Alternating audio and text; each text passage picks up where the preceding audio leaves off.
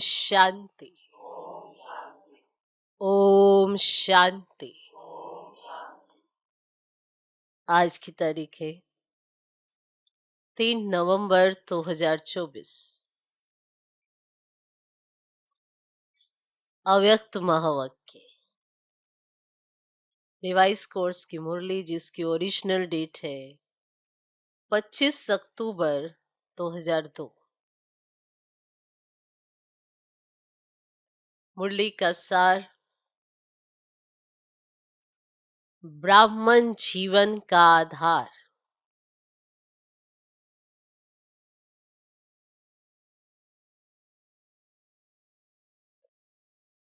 ब्राह्मण जीवन का आधार,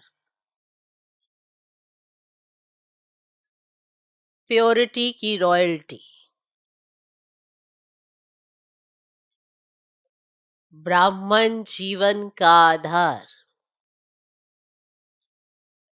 प्योरिटी की रॉयल्टी। प्योरिटी की रॉयल्टी। आज स्नेह का सागर अपने स्नेही बच्चों को देख रहे हैं। चारों ओर के स्नेही बच्चे रूहानी सूक्ष्म डोरी में बंधे हुए अपने स्वीट होम में पहुंच गए। जैसे बच्चे स्नेह से खिंचकर पहुंच गए हैं, वैसे बाप भी बच्चों के स्नेह की डोर में बंधा हुआ बच्चों के सम्मुख पहुंच गए हैं। बाप दादा देख रहे हैं कि चारों ओर के बच्चे भी दूर बैठे भी स्नेह में समाये हुए हैं। सम्मुख के बच्चों को भी देख रहे हैं और दूर बैठे हुए बच्चों को भी देख देख हर्षित हो रहे हैं। ये रूहानी अविनाशी स्नेह, परमात्म स्नेह, आत्मिक स्नेह सारे कल्प में अभी अनुभव कर रहे हो। बाप दादा हर एक बच्चे की प्योरिटी की रॉयल्टी देख रहे हैं। ब्राह्मण जीवन की रॉयल्टी है ही प्योरिटी।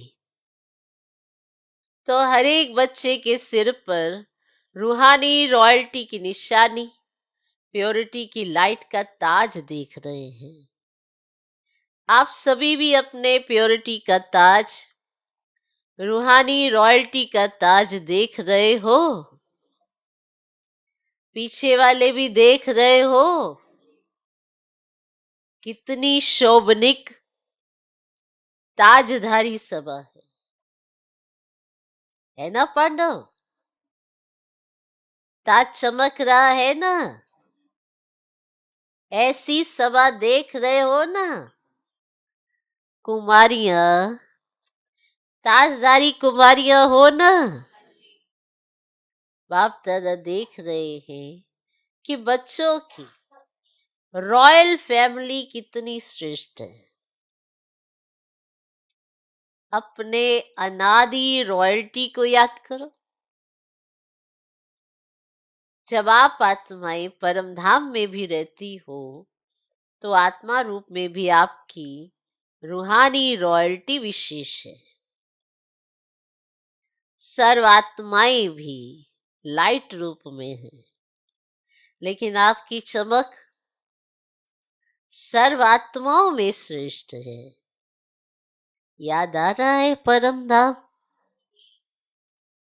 अनादिकाल से आपकी झलक फलक न्यारी है। जैसे आकाश में देखा होगा, सितारे सभी चमकते हैं। चमकते हैं ना? सब लाइट ही हैं, लेकिन सर्व सितारों में कोई विशेष सितारों की चमक न्यारी और प्यारी होती है। ऐसी ही सर्व आत्माओं के बीच आप आत्माओं की चमक रूहानी रॉयल्टी, प्योरिटी की चमक न्यारी है। याद आ रहा है ना? फिर आदिकाल में आओ, आदिकाल को याद करो। तो आदिकाल में भी देवता स्वरूप में रूहानी रॉयल्टी की पर्सनैलिटी कितनी विशेष रही।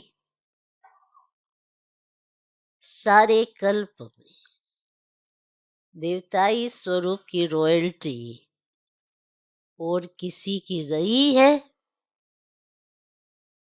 रूहानी रॉयल्टी, प्योरिटी की पर्सनैलिटी याद है ना?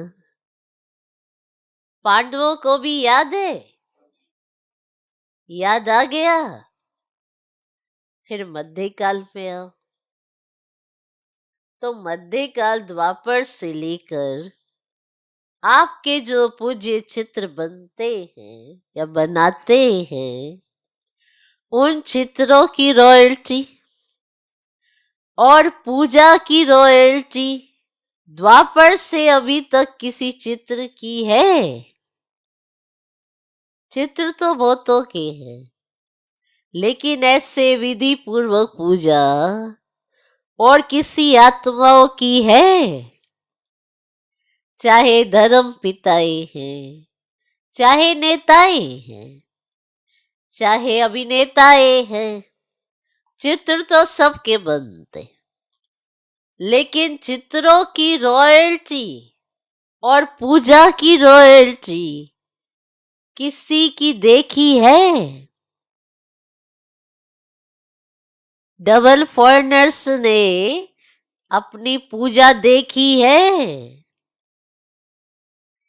आप लोगों ने देखी है या सिर्फ सुना है? ऐसे विधि पूर्वक पूजा और चित्रों की चमक रूहानियत और किसकी भी नहीं हुई, ना होगी। क्यों? प्योरिटी की रॉयल्टी है, प्योरिटी की पर्सनैलिटी है। अच्छा, देख ली अपनी पूजा? नहीं देखी हो तो देख लेना। अभी लास्ट में संगम युग पर आओ। तो संगम पर भी सारे विश्व के अंदर प्योरिटी की रॉयल्टी ब्राह्मण जीवन का आधार है। प्योरिटी नहीं तो प्रभु प्यार का अनुभव भी नहीं। लिखो पॉइंट। प्योरिटी नहीं तो प्रभु प्यार का अनुभव भी नहीं। जितनी प्योरिटी उतनी रॉयल्टी, उतनी बाप से मोहब्बत।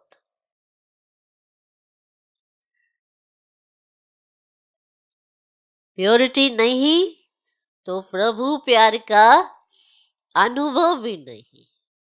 सर्व परमात्म प्राप्तियों का अनुभव नहीं। लिखो, सर्व परमात्म प्राप्तियों का अनुभव नहीं। ब्राह्मण जीवन की पर्सनैलिटी प्योरिटी है, और प्योरिटी ही रूहानी रॉयल्टी है। तो आदि, अनादि, आदि, मध्य और अंत, सारे कल में रूहानी रॉयल्टी चलती आई है। तो अपने आप को देखो।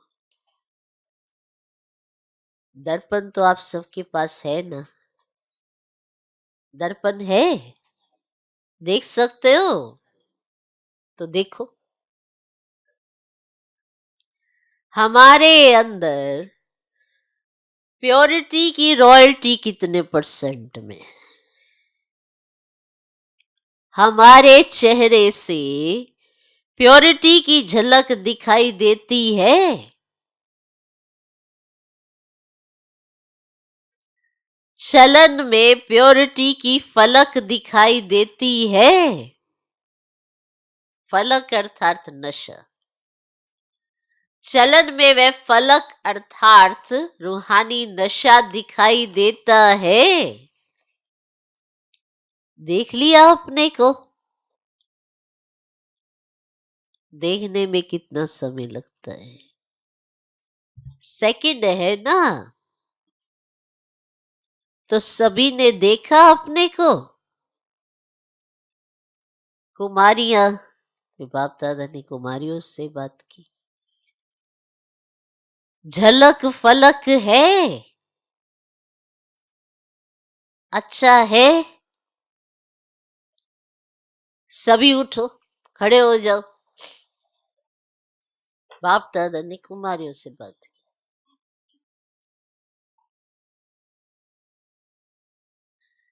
तो झलक फलक है। तो बाबा ने उठाया, तो वहां पर सभी कुमारियों ने ऐसे लाल पट्टा लगा कर बैठे थे, जिस पर लिखा है एक वर्ता। बैठो, लिखो, पट्टे रूप में लिखो एक वर्ता। ऐसा पट्टा बनाओ, आता है ना, चित्र बनाना आता है ना, उसके अंदर लिखो एक वर्ता। ऐसा पट्टा बनाया ऐसे, उस पे लिखा था एक वर्ता। एक वर्ता का अर्थ ही है प्योरिटी की रॉयल्टी। तो एक वर्ता का पाठ पक्का कर लिया है? कुमारियां बोलो, वहां जाकर कच्चा नहीं कर लेना। और कुमार ग्रुप उठो, कुम्हारों का ग्रुप भी अच्छा है। कुम्हारों ने दिल में प्रतिज्ञा का पट्टा बांध लिया है। इन्होंने तो बाहर से भी बांध लिया। प्रतिज्ञा का पट्टा बांधा है कि सदा अर्थात निरंतर प्योरिटी की पर्सनैलिटी में रहने वाले कुमार है। लिखो, आपकी प्रतिज्ञा का पट्टा जो आपने बांधा है वो है सदा अर्थात निरंतर प्योरिटी की पर्सनैलिटी में रहने वाले कुमार है। ऐसे है? बोलो जी हाँ, ना जी या हाँ जी, या वहां जाकर पत्र लिखेंगे थोड़ा थोड़ा ढीला हो गया। ऐसे नहीं करना। जब तक ब्राह्मण जीवन में जीना है तब तक संपूर्ण पवित्र रहना ही है। ऐसा वायदा है, पक्का वायदा है। तो हाथ लो। टीवी में आपके फोटो निकल रहे, जो ढीला होगा ना उसको ये चित्र भेजेंगे। इसीलिए ढीला नहीं होना, पक्का रहना। हाँ पक्के हैं, पांडव तो पक्के होते हैं। पक्के पांडव बहुत अच्छा है। हाँ नहीं करते है। प्योरिटी की वृत्ति है। लिखो, प्योरिटी की वृत्ति है शुभ भावना शुभ कामना। ये प्योरिटी की वृत्ति है, शुभ भावना शुभ कामना। कोई कैसा भी हो लेकिन पवित्र वृत्ति अर्थात शुभ भावना शुभ कामना और पवित्र दृष्टि अर्थात सदा हरेक को आत्मिक रूप में देखना व फरिश्ता रूप में देखना। तो कोई कैसा भी हो लेकिन पवित्र वृत्ति अर्थात शुभ भावना शुभ कामना और पवित्र दृष्टि अर्थात सदा हरेक को आत्मिक रूप में देखना व फरिश्ता रूप में देखना।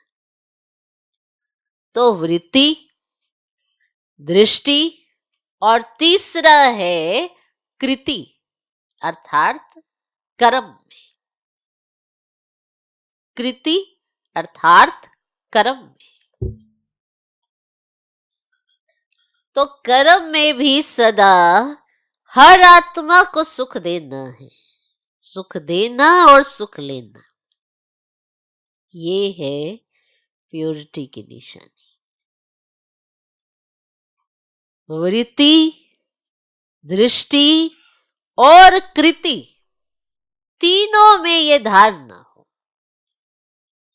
कोई क्या भी करता है, दुख भी देता है, इंसल्ट भी करता है, लेकिन हमारा कर्तव्य क्या है?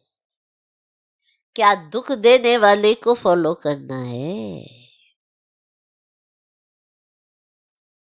या बाप दादा को फॉलो करना है? दुख देने वाले को फॉलो करना है या बाप दादा को फॉलो करना है? लिखो, अपने आप से ये प्रश्न पूछो, लिखो। दुख देने वाले को फॉलो करना है या बाप दादा को? क्या करना है? किसको फॉलो करना है? फॉलो फादर है ना। तो ब्रह्मा बाप ने दुख दिया व सुख दिया, सुख दिया ना। तो आप मास्टर ब्रह्मा अर्थात ब्राह्मण आत्माओं को क्या करना है? क्या करना है? कोई दुख देवे तो आप क्या करेंगे? दुख देंगे? नहीं देंगे। बहुत दुख देवे तो, बहुत गाली देवे, बहुत इंसल्ट करे तो थोड़ा तो फील करेंगे या नहीं? बहुत गाली देवे, बहुत इंसल्ट करे तो थोड़ा तो फील करेंगे या नहीं? कुमारियां फील करेंगी? तो फॉलो फादर। ये सोचो मेरा कर्तव्य क्या है, उसका कर्तव्य देख, अपना कर्तव्य नहीं भूलो। वह गाली दे रहा है, आप सहनशील देवी, सहनशील देव बन जाओ। आपकी सहनशीलता से गाली देने वाले भी आपको गले लगाएंगे। सहनशीलता में इतनी शक्ति है, लेकिन थोड़ा समय सहन करना पड़ता है। तो सहनशीलता के देव व देवियां हो ना? हो। सदा यही स्मृति रखो, मैं सहनशील का देवता हूं। लिखो, मैं सहनशील का देवता हूं, मैं सहनशीलता की देवी हूं।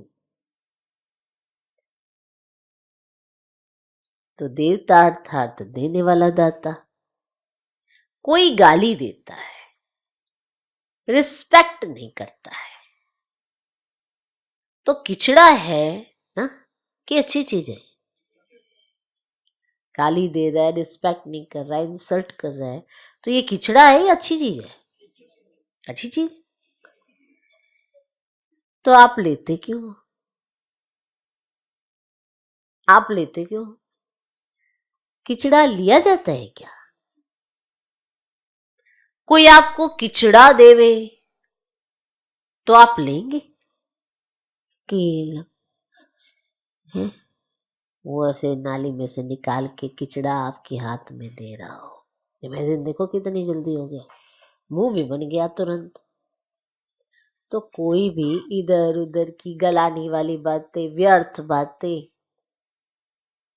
बुद्धि खराब करने वाली बातें, वो सब क्या है?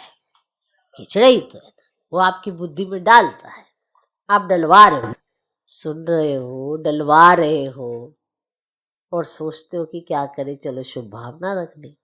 उसने कीचड़ा आपकी खोपड़ी में डाला, आपकी बुद्धि खराब हो गई।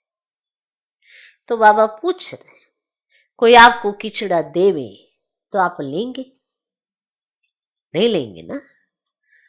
तो रिस्पेक्ट नहीं करता इंसल्ट करता, गाली देता, आपको डिस्टर्ब करता, तो ये क्या है? तो ये क्या चीज है? अच्छी चीज है? फिर आप लेते क्यों? अब किसी को ये आदत है खिचड़ी की, पर आपने उसको सहयोग दे दिया कि तू और खिचड़ा डेवलप कर। आपने सुन लिया, खिचड़ी की बातें सुन ली, अब वो चाहता है और मैं खिचड़ा बनाऊं, क्योंकि जितना था उतना तो दे दिया। अब वो और क्रिएट करेगा, और खिचड़ा लाएगा, और फिर वो आपकी बुद्धि में डालेगा। फिर आपकी बुद्धि डिस्टर्ब हो जाएगी, और डिस्टर्ब बुद्धि बाप को कहाँ याद करती है और कहाँ याद कर सकती है? वो डिस्टर्ब बुद्धि, उसका तार ही टूट जाएगा। फिर आप सोचेंगे मेरे साथ सब अच्छा होगा, कैसे? इतना किचड़ा बुद्धि में होगा तो सब अच्छा कैसे होएगा? तो क्या दिया, क्या है आपके पास? तो इसीलिए बाबा कहते हैं कि जब कोई ऐसा करता है तो वो क्या दे रहा है आपको? फिर से बोलो। तो आप लेंगे? नहीं लेंगे ना। तो कोई रिस्पेक्ट नहीं करता, इंसल्ट करता, गाली देता, आपको डिस्टर्ब करता, तो ये क्या है? अच्छी चीजें हैं, अच्छी चीजें हैं।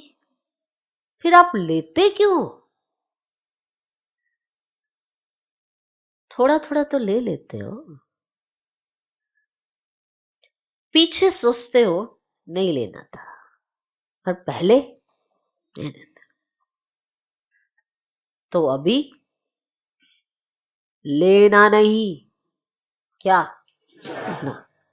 तो अभी लेना नहीं। लेना अर्थात मन में धारण करना, फील करना। आपको किसी ने कोई बात सुनाई, जब तक आप उसको इमर्ज नहीं करेंगे तो वो बात अंदर कहाँ रहती है? तो जब आप उसे इमर्ज करेंगे तो सोचो कितना बड़ा पाप बनेगा। वो किसी का किचड़ा है जो गंदी नाली से उसने निकाल के आपकी बुद्धि में डाल दिया। वो बुद्धि जो पवित्र बुद्धि बाबा के साथ निरंतर और बड़ी सहजता से योग लगा रही थी, अब उसमें किचड़ा पड़ गया। अब बताओ क्या हाल होगा? कर लेते हैं, पीछे बैठ के सोचते हैं। अभी लेना नहीं।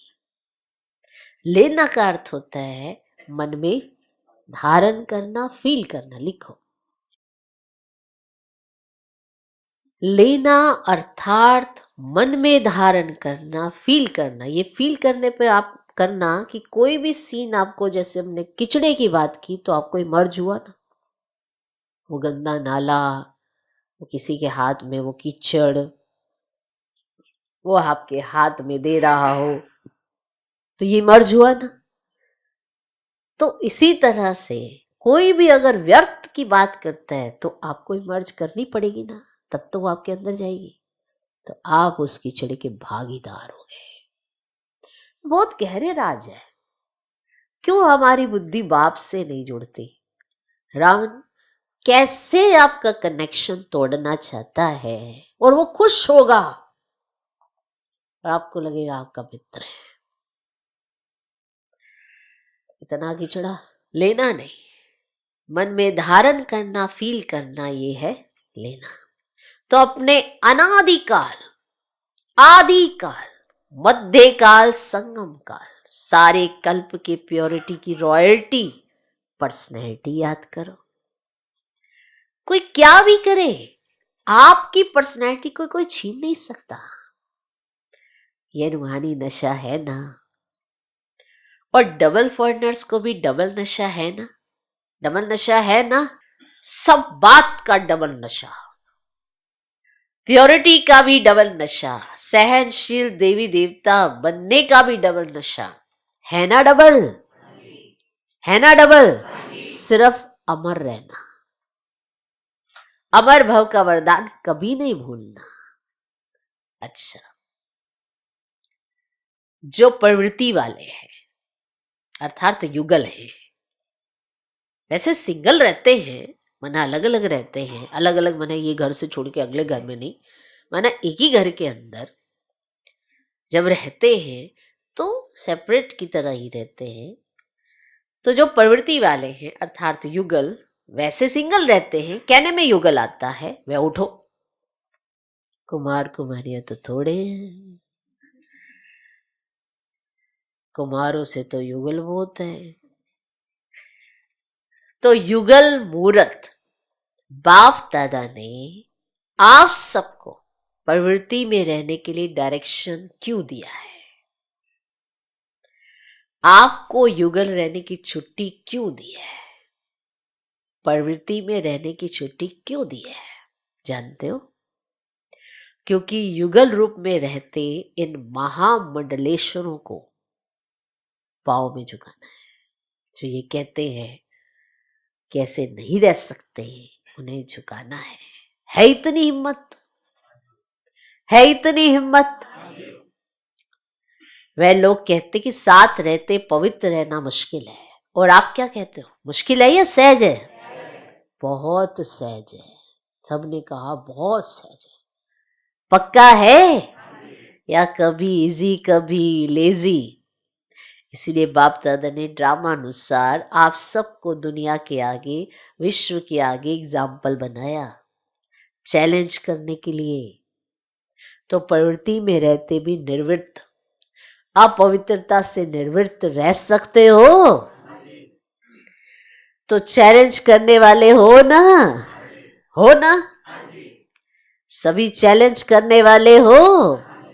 आपने वो पार्ट तो बजाया है, थोड़ा थोड़ा डरते तो नहीं हो? चैलेंज तो करें लेकिन पता नहीं क्या हो, तो चैलेंज करो विश्व को। क्योंकि नई बात यही है कि साथ रहते भी स्वपन मात्र भी अपवित्रता का संकल्प नहीं आए। यही संगम युग के ब्राह्मण जीवन की विशेषता है। तो ऐसे विश्व के शोकेस में, किसमें? शोकेस में आप एग्जाम्पल हो, सैंपल कहो, एग्जाम्पल कहो। आपको देख करके सब में ताकत आएगी, हम भी बन सकते हैं। ठीक है ना? शक्तियां ठीक है? शक्तियां ठीक है? पक्के हो ना? कच्चे तो नहीं? कच्चे पक्के तो नहीं? पक्के पक्के? बाप दादा भी आपको देख करके खुश है, मुबारक हो। देखो कितने हैं, बहुत अच्छे। बाकी रही टीचर्स, बाकी रही टीचर्स। टीचर्स के बिना तो गति नहीं। टीचर्स उठो।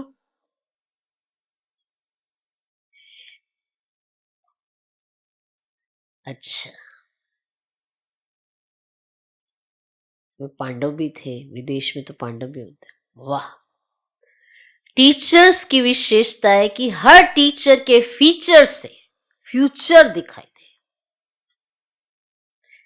या हर एक टीचर के फीचर से फरिश्ता स्वरूप दिखाई दे। ऐसे टीचर्स हो ना? आप फरिश्तों को देखकर और भी फरिश्ते बन जाए। देखो कितने टीचर्स हैं। फॉरेन ग्रुप में टीचर्स बहुत है। अभी तो थोड़े आए हैं, जो नहीं आए हैं उनको भी बाप दादा भी याद कर रहे हैं। अच्छा है, अभी टीचर्स मिल करके ये प्लान बनाओ कि अपने चलन और चेहरे से बाप को प्रत्यक्ष कैसे करें। देखो कि अपने चलन और चेहरे से बाप को प्रत्यक्ष कैसे करें। दुनिया वाले कहते हैं परमात्मा सर्वव्यापी है, और आप कहते हो नहीं है। लेकिन बाप दादा कहते हैं कि अभी समय प्रमाण हर टीचर में बाप प्रत्यक्ष दिखाई दे, तो सर्वव्यापी दिखाई देगा ना। जिसको देखें उसमें बाप ही दिखाई दे। आत्मा परमात्मा के आगे छिप जाए। और परमात्मा ही दिखाई दे, ये हो सकता है? अच्छा, इसकी डेट क्या है? डेट तो फिक्स होनी चाहिए ना। तो डेट कौन सी है इसकी? कितना समय चाहिए? तो टीचर्स कहते अब से चालू करेंगे, चालू करेंगे अब से। अच्छी हिम्मत है। कितना समय चाहिए? 2002 तो चल रहा है, अभी 2000 कब तक?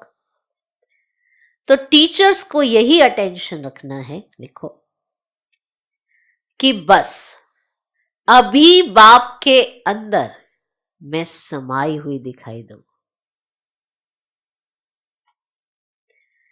अभी बाप के अंदर, आप भी लिखो, आपका लक्ष्य नहीं है। टीचर्स को यही अटेंशन रखना है कि बस अभी बाप के अंदर मैं समाई हुई दिखाई दूं, मेरे द्वारा बाप दिखाई दे, मेरे द्वारा बाप दिखाई दे। प्लान बनाएंगे ना। डबल विदेशी मीटिंग करने में तो होशियार है। अभी यह मीटिंग करना, इस मीटिंग के बिना जाना नहीं, कि कैसे हम एक एक से बाप दिखाई दे। अभी ब्रह्मा कुमारियां दिखाई देती हैं, ब्रह्मा कुमारियां बहुत अच्छी हैं, लेकिन इनका बाबा कितना अच्छा है वह देखें, तभी तो विश्व परिवर्तन होगा ना। तो डबल विदेशी इस प्लान को प्रैक्टिकल शुरू करेंगे ना? करेंगे पक्का? अच्छा, तो आपकी दादी है ना, उसकी आशा पूर्ण हो जाएगी, ठीक है ना? अच्छा, देखो, डबल विदेशी कितने सेवाधारी हो, उसके कारण सबको याद प्यार मिल रहा है। बाप दादा को भी डबल विदेशियों से ज्यादा तो नहीं कहेंगे, लेकिन स्पेशल प्यार है। क्यों प्यार है? क्योंकि डबल विदेशी आत्माएं जो सेवा के निमित्त बन गए हैं, वह विश्व के कोने कोने में बाप का संदेश पहुंचाने के निमित्त बने हुए हैं। नहीं तो विदेश की आत्माएं चारों ओर की प्यासी रह जाती। अभी बाप को लाना तो नहीं मिलेगा ना, कि भारत में आए विदेश में क्यों नहीं संदेश दिया। तो बाप का उलाना पूरा करने के निमित्त बने हो।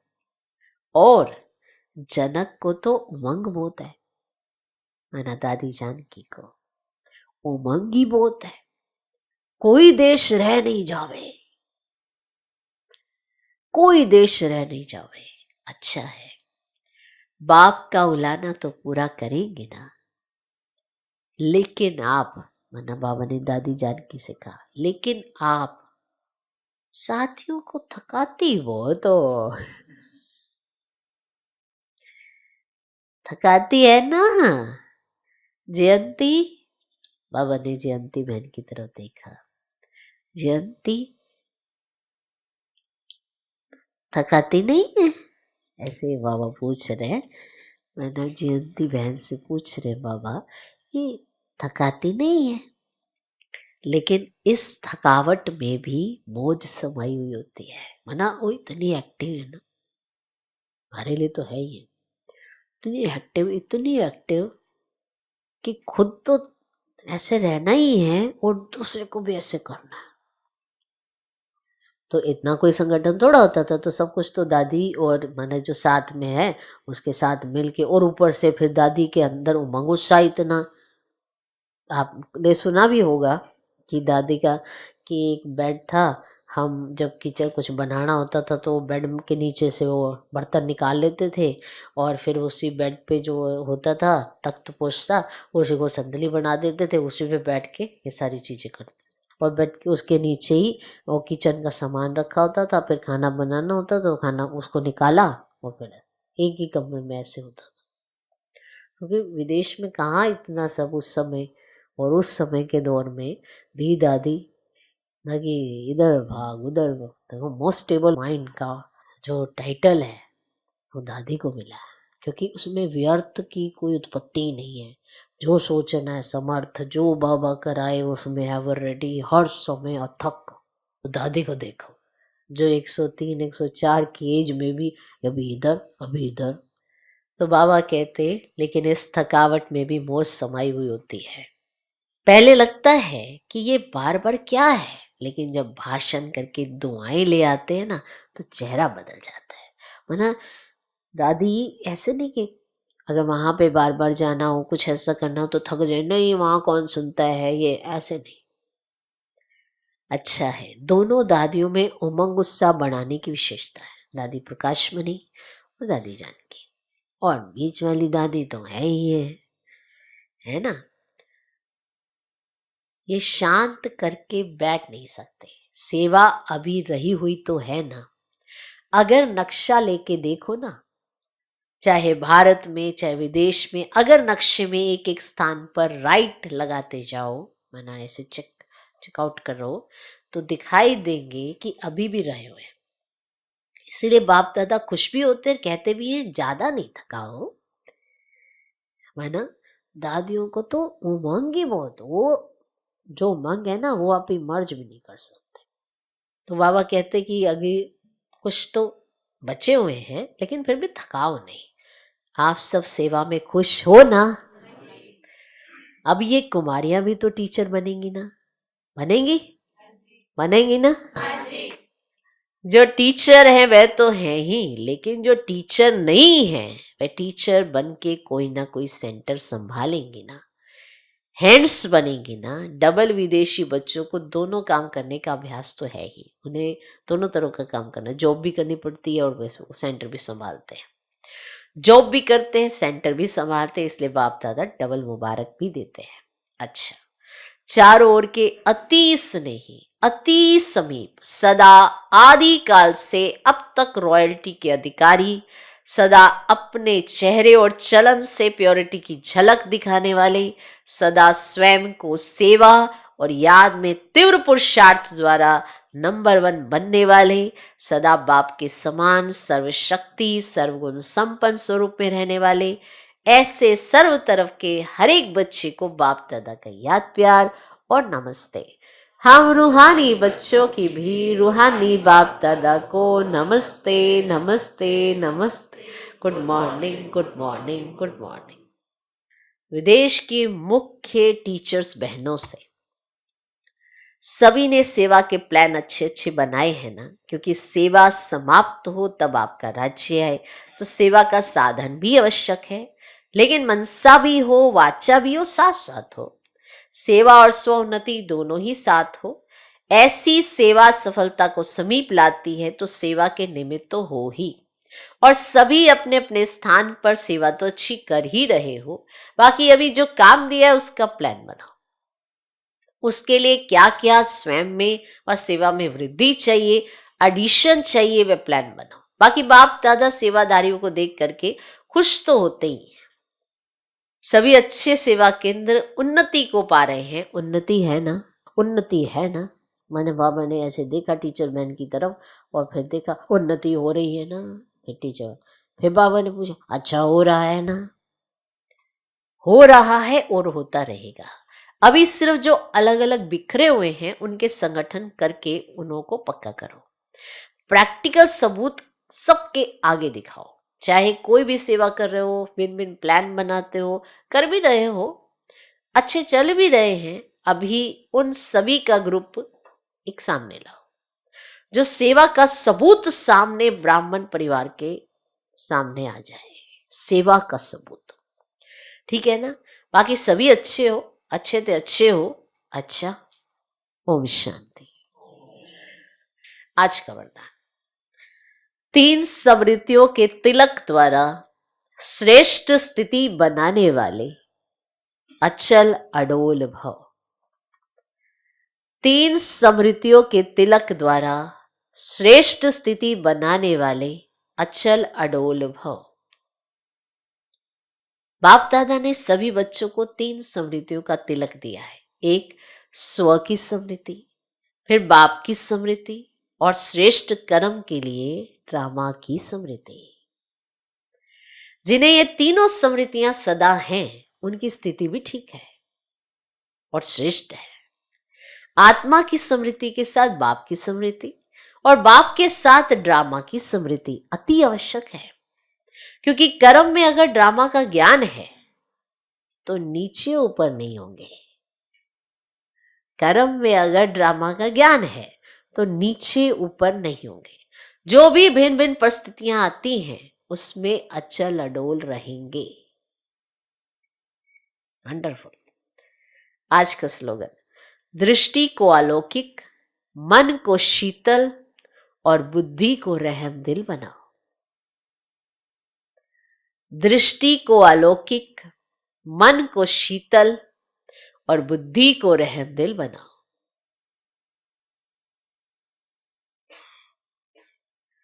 तो जो हमारी दृष्टि है वो लौकिक रीति से नहीं होनी चाहिए, उसमें अलौकिकता होनी चाहिए। और अलौकिकता लाने के लिए आत्मिक स्मृति बहुत जरूरी है। तो दृष्टि अलौकिक हो जाती है, मन शीतल हो जाता है। क्या आप अपने मन को शीतल फील कर रहे हैं, शांत फील कर रहे हैं, तो आपकी बुद्धि की तार बाबा के साथ तुरंत लगेगी। और बुद्धि में जो रहम दिल भाव आएगा वो ओरिजिनल आएगा, आर्टिफिशियल नहीं, दिखावे का नहीं। ओरिजिनल में रहम दिल आप बनेंगे। वो दिल सच्चा और साफ होगा, उसमें कोई छल कपट नहीं होगा। वही दिल बाप को समा सकता है, वही दिल बाप का कहना मान सकता है, वही दिल बाप के प्यार में समाया रह सकता है। और खूब जिसको बाबा से प्यार होगा उसकी दृष्टि ऑटोमेटिकली अलौकिक हो जाती है, उसका मन शांत और शीतल हो जाता है। तो देखें क्या हम वो हैं। तो दृष्टि को अलौकिक, मन को शीतल और बुद्धि को रहम दिल बनाओ। ओम शांति।